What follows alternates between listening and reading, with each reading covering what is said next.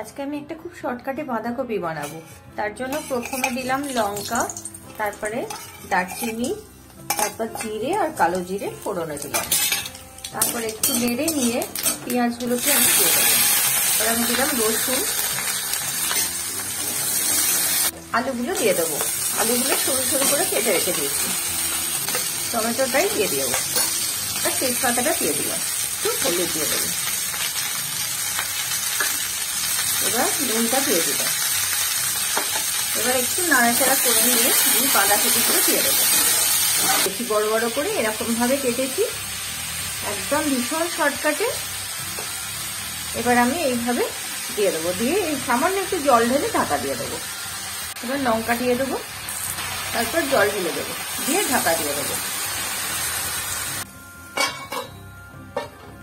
15-20 minute হয়ে গেছে। এবার আমি ঢাকাটা খুলে দেবো। দেখুন কত জল বেরিয়ে গেছে।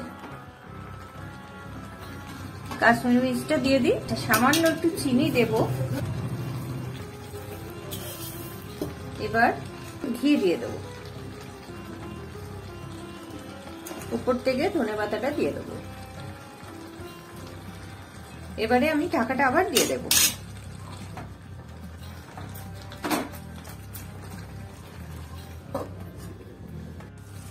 তরকারিটা আমার কমপ্লিট হয়ে গেছে। এই যে জলটা দেখছেন, তরকারির এই জল জল জিনিসটা থাকবে, আর ভীষণ সুন্দর খেতে হয়েছে। আপনারাও করুন।